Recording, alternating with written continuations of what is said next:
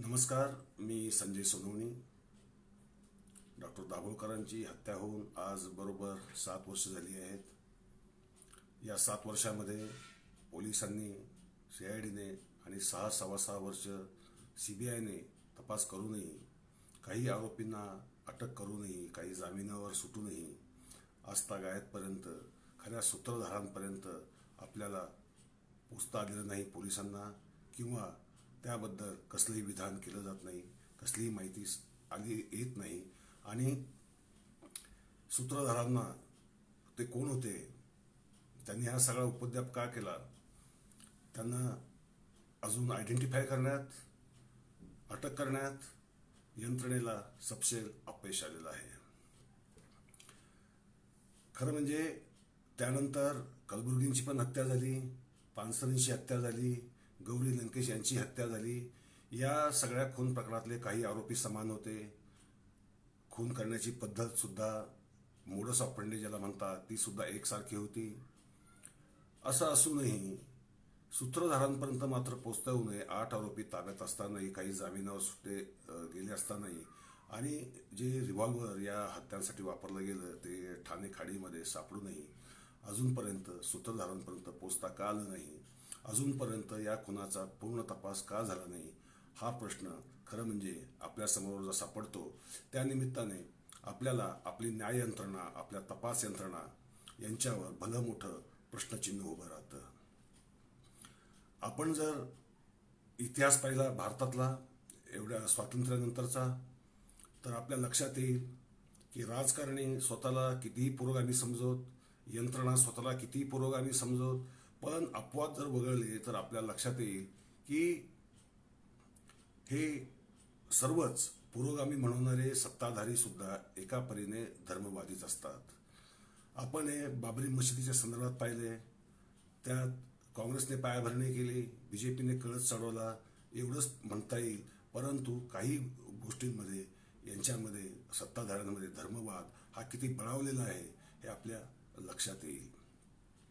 तपास यंत्रणांमध्ये सुद्धा जर आपण पाहिलं तर, किंवा न्याय यंत्रणेमध्ये सुद्धा आपण पाहिलं तर, प्रत्यक्ष रूपाने किंवा अप्रत्यक्ष रूपाने धर्मवाद, जातीयवाद हा फार प्रभाव टाकणारा घटक आहे, जो खरं म्हणजे घटनात्मक व्यवस्था आपण स्वीकारलेली असताना, लोकशाहीची व्यवस्था आपण स्वीकारली असताना, जेव्हा तपास यंत्रणा ही अत्यंत निपक्षपाती असली पाहिजे, असं ज्यावेळेस आपण म्हणतो, आरोपी, गुन्हेगार यांना शोधताना जात, धर्म, पंथ कोणतीही गोष्ट आडवी होऊ नये ही अपेक्षा असते.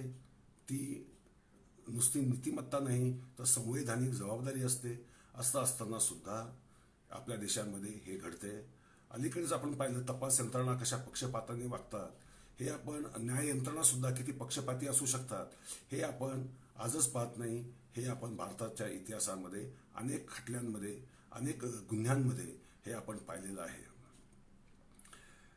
या साऱ्या गोष्टींमुळे, या साऱ्या प्रतिगामी विचारांच्या सत्ताधाऱ्यांमुळे या देशामध्ये खऱ्या अर्थाने जे पुरोगामी असतात, समाज रचनेमध्ये, समाज मानसिकतेमध्ये बदल करण्यासाठी धडपडत असतात, त्यांना मोठ्या प्रमाणावर विरोध केला जातो. आणि जशी पानसरेंची झाली, दाभोळकरांची झाली, गौरी लंकेश यांची झाली, तशी हत्या केली जाते. आपण पाहतोय की आपल्या देशात या वैदिक संस्था, म्हणजे सनातन संस्था ही एक वैदिक विचारांची संस्था आहे असं मान्यता आहे. अत्यंत कडवी अशी संस्था आहे, मान्य आहे.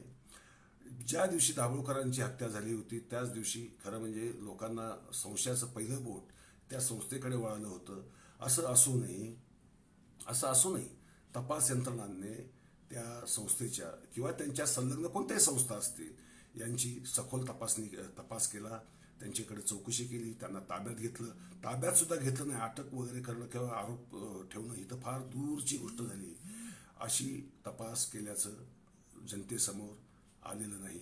त्यामुळे मग CBI असो, पोलीस असो, किंवा वेळोवेळी त्या संदर्भातल्या ज्या तक्रारी अगदी सर्वोच्च न्यायालयापर्यंत गेल्या त्यातले निकाल असतो ते पाहताना लक्षात येतं की इथे काहीतरी लपवायचं आहे.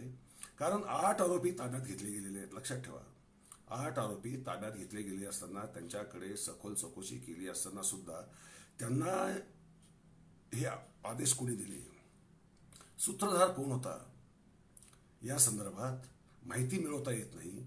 यावर सामान्य माणसाचा किंवा ज्याचं डोकं थोडंफार जागेवर आहे त्याचा विश्वास बसणं अशक्य आहे.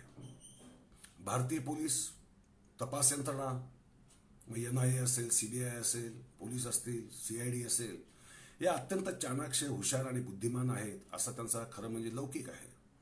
मग अशा लौकिक असणाऱ्या संस्थांना 7 वर्षाच्या कालखंडामध्ये एवढ्या महत्वाच्या व्यक्तींच्या हत्या घडतात, त्यांच्या हत्या मागच्या सूत्रधाराचा तपास लागू शकत नाही, या मागं काही काळबेरं आहे याची शंका येणार, याच कसला संशय.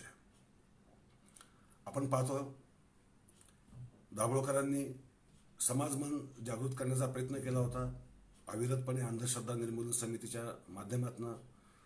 सत्ताधाऱ्यांना सुद्धा, कोणत्याही पक्षाचे असो, एक लक्षात ठेवा, आपल्या देशामध्ये धर्मवादी नाही असा एकही पक्ष नाही. फक्त कोणी उघड असतो तर कोणी छुपा असतो. त्यामुळे या धर्मवादी पक्षांनी आपली विशिष्ट धर्माची तत्व लादण्यासाठी जे काही उपद्व्याप करणाऱ्या या संघटना भारतामध्ये आहेत, मग त्या कोणतेही असो, सनातन संस्था असो, बजरंग दल असो, RSS असो, या सगळ्यांच्या कृत्यांना एक मुक्त हस्ते एक समर्थन दिलं जातं. सनातन संस्थेवर बंदी घालण्यात यावी ही मागणी फार जुनी आहे, परंतु त्यातून आजतागायतपर्यंत काहीही झालेलं नाही, हे सुद्धा वास्तव आपण लक्षात घेतलं पाहिजे. आता प्रश्न असा येतो की एवढ्या महनीय व्यक्तींच्या हत्या होतात, त्याबाबत एवढी असंवेदनशीलता तपास यंत्रणा दाखवतात. कळस असा की एका पोलीस आयुक्तांनी चक्क आयुक्तालयातच जे अंधश्रद्धा निर्मूलनाचं आयुष्यभर ज्यांनी काम केलं त्यांचा खुनी शोधण्यासाठी म्हणून प्लॅनचेट केलं. यासारखा क्रूर विनोद तुम्हाला कुठे पाहायला मिळेल? हे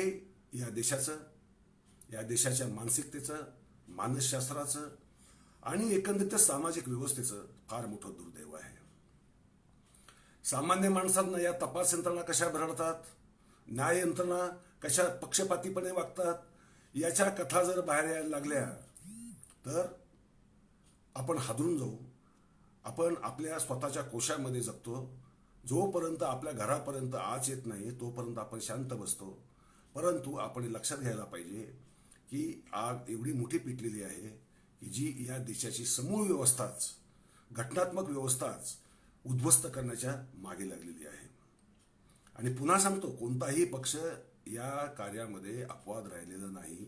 न्याय यंत्रणा सत्ताधाऱ्यांनी मनमुक्त वापरून घेतलेले आहेत. तपास यंत्रणांचा तर काही प्रश्नच नाही. CBI तर पोपट म्हटला जातो, CBIला पोपट म्हटला जातो. हे राजकीय पक्षांचेच आरोप आहेत. महत्वाची गोष्ट म्हणजे हा माझा आरोप नाही. म्हणजे याचा अर्थ असा आहे की CBIकडे तपास गेला म्हणजे आता निपक्षपाती तपास लागेल अशी जी अपेक्षा असते लोकांची. कारण लोकांचा समज काय असतो की CBI म्हणजे अत्यंत बुद्धिमान लोकांची गुप्तचर खात्याची एक महत्वाची संघटना आहे. परंतु दुर्दैव असं आहे की प्रत्यक्षात असं होत नाही. दाभोळकरांच्या खुन्यांचा तपास लागत नाही म्हणण्यापेक्षा तो लावायची इच्छा आहे काय, होती काय आणि भविष्यातही राहील काय, हा खरा प्रश्न आहे. कारण यात जे धार्मिक, अंधश्रद्धाळू, समजुती आणि परंपराच्या वागण्याचा जो एक लोंढा आहे, त्या दबावाखाली दबले गेलेले हे राजकारणी, जे तिरुपती साईबाबा नवस बोलतात ते राजकारणी, दाभोळकरांच्या खुनाचा तपास लावण्यामध्ये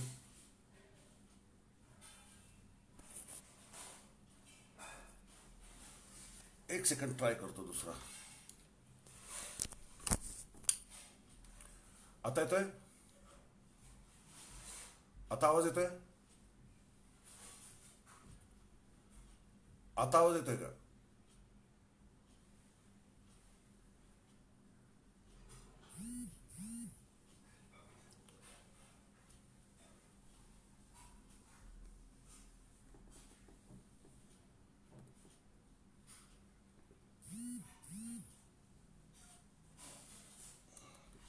हॅलो.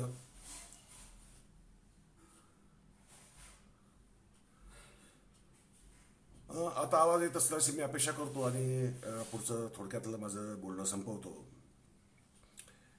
तर सांगायचा मुद्दा असा आहे की या देशातल्या धर्मसंस्था आजही अत्यंत प्रभावी आहेत. राजकारणी असोत, प्रशासकीय अधिकारी असोत, पोलीस अधिकारी असोत, सीबीआय यंत्रणातले अधिकारी असोत, हे सुद्धा अपवाद जर आपण वगळले तर कळत नकळत नक्कीच या धर्मसंस्थांच्या प्रभाव आणि त्या प्रभावामुळे आज आज देशामध्ये जे काही अनाचार चालू आहे, अनागोंदी चालू आहे, ती अनागोंदी या साऱ्या धर्मशरणतेचं एक फार मोठं प्रतीक झालेलं आहे. ही धर्मशरणता समाजात येते कुठून, ही रुजवली जाते कुठून?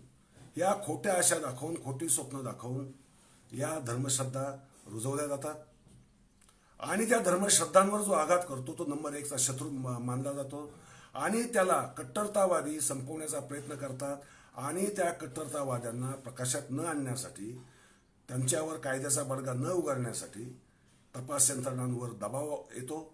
मग पक्ष कोणताही असो, धर्म कोणताही असो, आणि त्यातून या अशा हत्या घडतात. पकडली प्यादी जातात. सर्वसामान्य जे गुन्हेगार असतात ते पकडले जातात, नक्कीच पकडले जातात, परंतु त्यांच्याकडनं यांना सूत्रधाराचा तपास लागू शकत नाही. एवढी यंत्रणा असूनही तर मात्र संशयाचं बोट त्यांच्याकडे उठणं स्वाभाविक आहे. आज मला दुर्दैव वाटतं की आम्ही सारे दाभोळकर आमच्यासाठीच काम करत होते, आमच्या बुद्धीमध्ये फरक पडावा, आम्ही विज्ञानवादी बनावं यासाठी प्रयत्न करत होते. अहो, विज्ञानवादी तर फार दूरची गोष्ट झाली. आम्ही मुळात लोकशाहीवादी तरी आहोत का? आम्ही न्याय ही सर्वात मूलतत्व आहे घटनेचं, न्याय, आणि तोही सर्वांना कोणताही भेदभाव न करता त्याला न्याय मिळाला पाहिजे. ही जी भावना घटनेने व्यक्त केली ती भावना समाजामध्ये रुजण्यासाठी आणि यंत्रणांनी ती वापरण्यासाठी आम्ही असा कोणता दबाव निर्माण केला? गेल्या 7 वर्षांमध्ये सुद्धा, म्हणजे हत्या होऊन सुद्धा आमचा समाज किती जागा झाला. त्यानंतर आजही तपास यंत्रणांचे खेळखंडोबे सुरूच आहेत. त्या सुशांत सिंह राजपूतचं उदाहरण असेल किंवा प्रशांत भूषण यांना जी न्यायालयाच्या अवमानासाठी शिक्षा ठोठावली गेली कारण नसताना ती असेल. म्हणजे न्यायाची पायमल्ली, तपास यंत्रणांचा खेळखंडोबा, आपापसातले त्यांचे भांडणं असतील, त्यांचे राजकीय काही कारणं असतील, त्यातनं शेवटी सुशांत सिंहने आत्महत्या केली की खून झाला हा विषय बाजूलाच राहिला. कुणी केला, का केला, आत्महत्या केली असेल तरी का केली, कशामुळे केली, कोणाच्या दबावामुळे केली, कोणाच्या भीतीमुळे केली, ह्या सगळ्या गोष्टी राहिल्या बाजूला आणि त्याच्यावर आज फक्त राजकीय शिमगा सुरू आहे. मग आणि हा आपण चवीने पाहतोय. सर्वात वाईट गोष्ट अशी आहे की समाज म्हणून आम्ही या गोष्टी चवीने पाहतोय. फक्त 20 ऑगस्ट आली की आम्ही फक्त ओंकारेश्वर पुलावर जाणार, फलक घेऊन बसणार, निषेध करणार, तपास का नाही झाल्याची विचारणा करणार आणि त्याच संध्याकाळी, म्हणजे दुसरा दिवस सुद्धा उजळायची गरज नाही, त्याच दिवशी आम्ही ते विसरून जाणार. कारण मुळात आमच्या नागरिकांच्याच मनात न्यायाबद्दल किती आस्था आहे हा खरा प्रश्न आहे. न्यायाबद्दल आम्हाला आस्था नाही आणि आम्हाला आस्था नाही म्हणून न्यायालयाने बाळगावी अशी अपेक्षा आम्ही का करतो? तपास यंत्रणांनी बाळगावी असं लक्षात घ्या. तपास यंत्रणांमध्ये फक्त धर्म काम करत नाही, जाती सुद्धा काम करतात, जातींचे गट काम करतात. गुन्हेगार कोणत्या जातीचा आहे त्यानुसार त्याला किती त्याच्यावर 4 कलम लावायची, कोणती नाही लावायची याचे सुद्धा निर्णय अक्षरशः गुन्हेगाराची जात बघून केले जातात. असं असताना या भरडण्यातनं सर्वसामान्य जो माणूस आहे, अगदी पालांवरचा, वस्तीवरचा जो माणूस आहे, तो तर एवढा भरडून निघतो कारण तो आवाजच उठवू शकत नाही. अहो, दाभोळकरांसारख्यांची हत्या होते, पानसरेंसारख्याची हत्या होते, तरी समाजाचा आवाज हा वीक, अत्यंत दुबळा राहतो, तर सामान्यांचं काय होणार? मित्रहो, दाभोळकरांचे खुनी सापडत नाहीत असं नाही, सापडणार नाहीत असं नाही, सापडलेले नाहीत असंही नाही.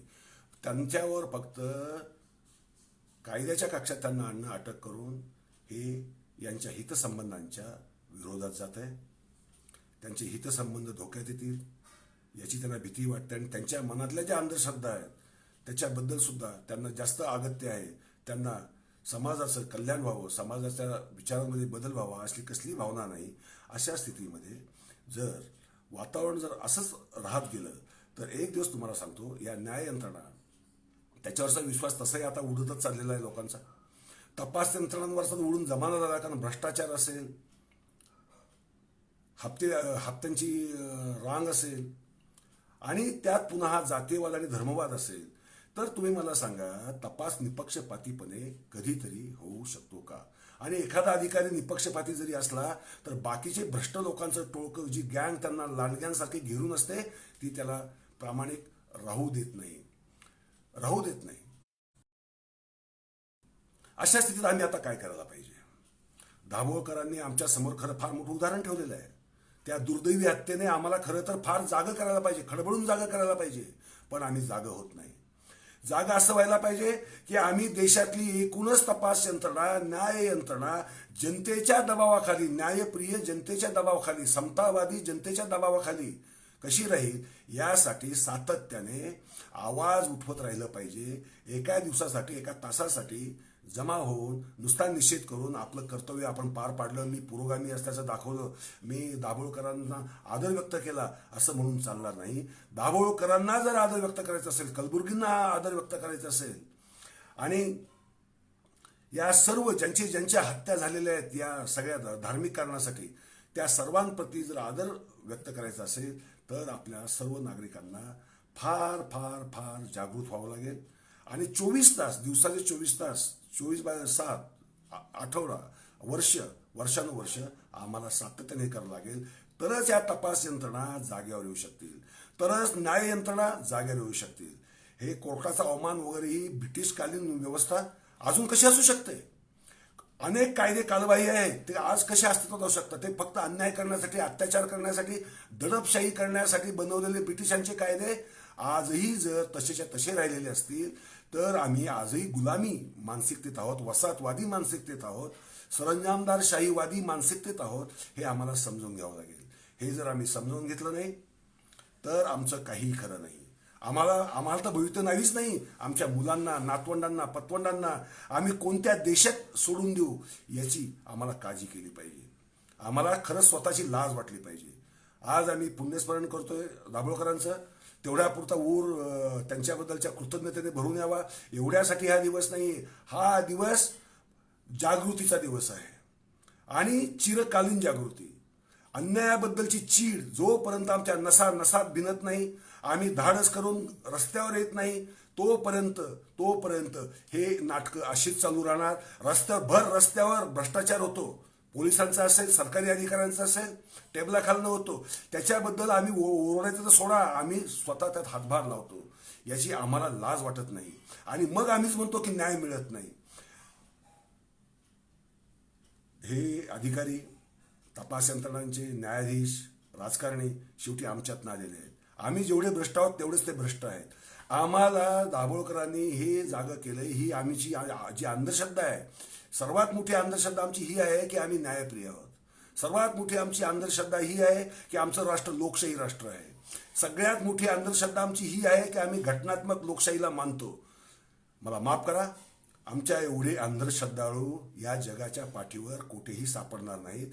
दाभोळकरांनी जर पुढचं पाऊल उचललं असतं अंधश्रद्धेचं तर या अंधश्रद्धेवर जास्त वेगाने हल्ले चढवायला सुरुवात केली असती.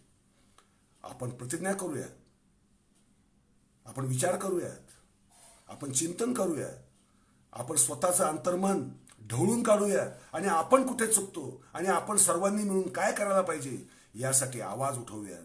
आणि ही साऱ्या देशातली सडकी यंत्रणा ही कशी नीट करायची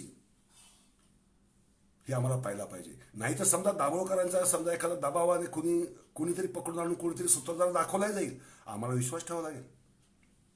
कारण पारदर्शकता नावाची गोष्ट नाही.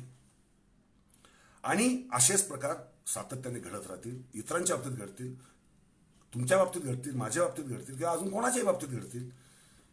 हे आम्हाला होऊ द्यायचंय. आम्हाला हा देश जंगलराजमध्ये जो अर्धा परिवर्तित झालेलाच आहे बनवायचंय. बळी तो कानपिळी, हीच व्यवस्था आणायची आहे? अधिकार हातात आले की तो जणू काही राजाच होतो? ही कोणती पद्धत आहे? हे सगळे जनतेचे नोकर आहेत, हे लक्षात ठेवा. न्यायाधीश असो, मंत्री असो, संत्री असोत, अधिकारी असोत, हे जनतेचे मालक नाहीत, हे जनतेचे नोकर आहेत. जर जनतेचे जे नोकर असतील तर त्यांनी नोकरासारखं वागलं पाहिजे आणि जनतेला उत्तरदायित्व त्यांनी दाखवलं पाहिजे, जनतेला उत्तर दिलं पाहिजे. आज 7-7, 8-8, 10-10, 20-20, 25-25, 30-30 वर्ष खटले पेंडिंग राहतात, तपास होत नाही. तपासही अशा पद्धतीने केला जातो की आरोपी निर्दोष सुटावेत या पद्धतीने तपास होतो. चुकीच्या लोकांना अटक केलं जातं, त्यांना वर्षानुवर्ष जामिनाशिवाय आत सडवलं जातं. ते गरीब लोक असतात, सामान्य लोक असतात, आवाज नसतो, ते आपला अन्याय सहन करत राहतात आणि आम्ही मजेमध्ये असं समजतो जणू काही की आमच्या घरात चांगलं चाललंय ना, मग साऱ्या जगात चांगलं चाललंय. आम्हाला कुठेतरी बदलावं लागेल. दाभोळकरांचे खुनी सापडत नाहीत, याला शासन जेवढं जबाबदार आहे तेवढेच आम्ही सुद्धा जबाबदार आहोत, हे आम्ही लक्षात घेतलं पाहिजे आणि त्यावर चिंतन केलं पाहिजे. मित्रहो, धन्यवाद.